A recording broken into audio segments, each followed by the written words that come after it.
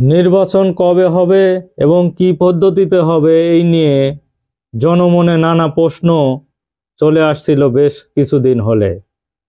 যখন ফ্যাসিস্ট শেখ হাসিনা সরকারের পতন হয়, তারপর যখন ডক্টর ইউনূস সরকার ক্ষমতা আহ, হাতে নিয়ে নেন, তারপর থেকেই নানা জল্পনা কল্পনা চলছিল যে বাংলাদেশে একটি গণতান্ত্রিক পদ্ধতিতে ফিরতে হলে একটি নির্বাচনের মাধ্যমেই ফিরতে হবে।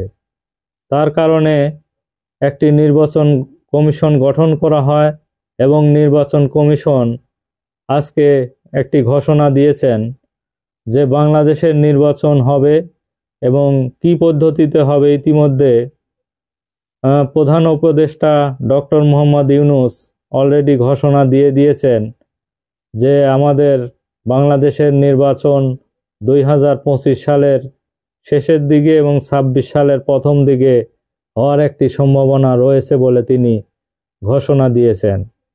এবং আজকে একটি দৈনিক ইত্তেফাকের খবর ফলোয়া করে ছাপা হয়েছে যে নির্বাচন কি পদ্ধতিতে হবে এই নিয়ে তিনি একটি ব্রিফিং করেছেন যে আগামী জাতীয় সংসদ নির্বাচনে ইলেকট্রনিক্স ভোটিং ইভিএম পদ্ধতি থেকে বেরিয়ে আসার সিদ্ধান্ত নিয়েছে নির্বাচন কমিশন।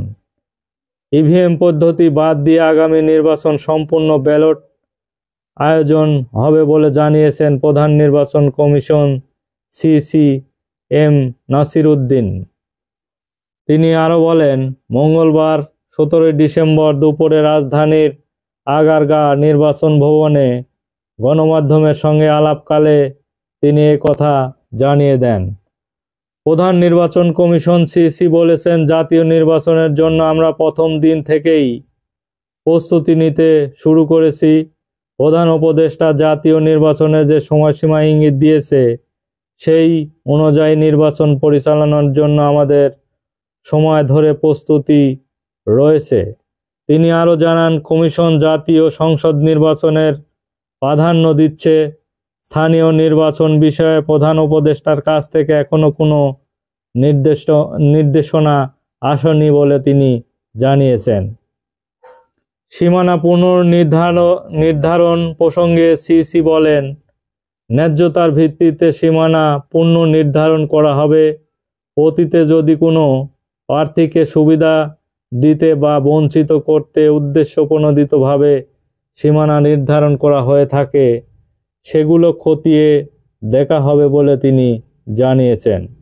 সীমানা নির্ধারণের ক্ষেত্রে শুধু 2001 সালের মানদণ্ড এবং বর্তমানে কোনো নির্দিষ্ট মানদণ্ড অনুসরণ করা হবে না, সুষ্ঠু ন্যায্য এবং পদ্ধতিতেই কাজটি সম্পন্ন হবে বলে তিনি জানিয়েছেন এই নির্বাচন কমিশন।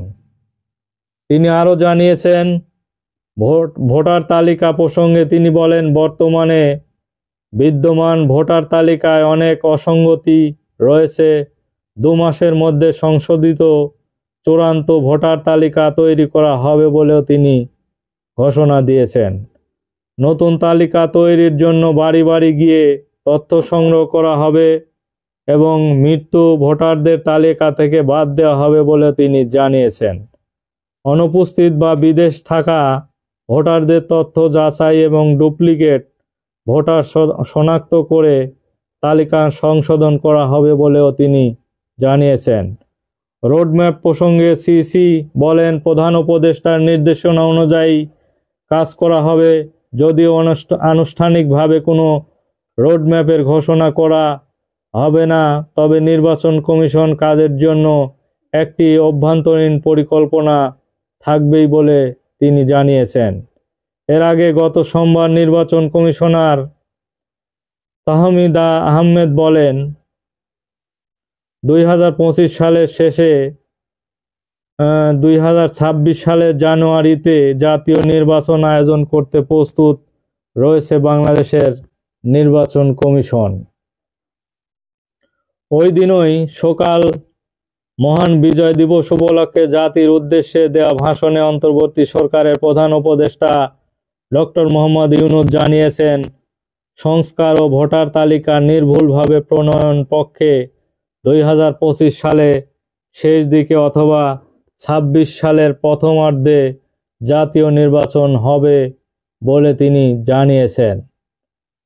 এই বিষয়ে বিএনপি সহ বিভিন্ন অঙ্গ সংগঠনের দলগুলো এই ঘোষণাকে স্বাগত জানিয়েছেন।